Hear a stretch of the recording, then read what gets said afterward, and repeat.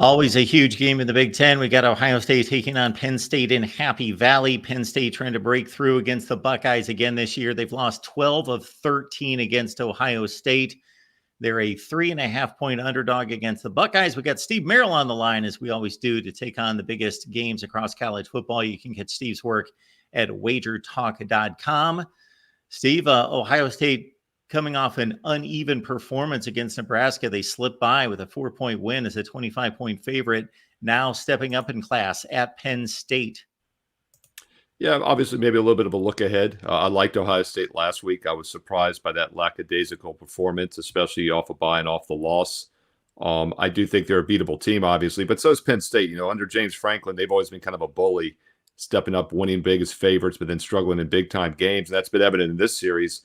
I believe, 7 straight wins now for Ohio State, going all the way back to 2016, the last time Penn State won in this series. The big question, though, of course, is going to be the quarterback. Drew Aller got hurt last week against Wisconsin, did not return. Bo Pribula has been with the program for a couple years, a little bit more of a mobile threat. Aller's obviously the better passer. Game time decision. You know, Franklin's not really letting us in on what's going to happen here. I do think it goes down to the wire. I make it 50-50. I run 10,000 simulations for that reason, because I plug in different parameters, different questionable players.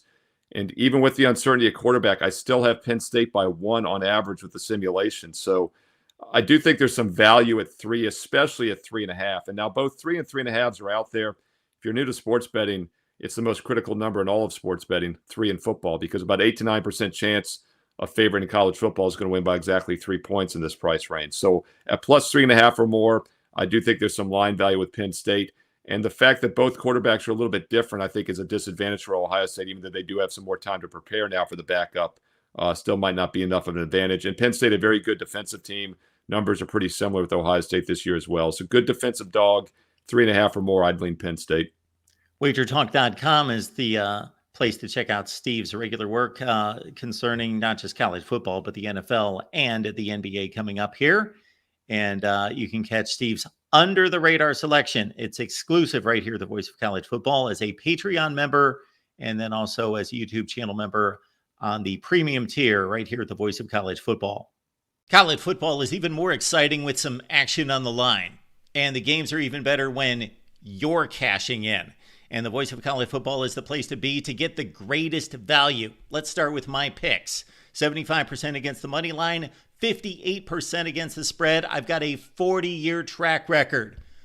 In fact, in 2023, at $100 played per game, you would have netted over $9,300. And guess what?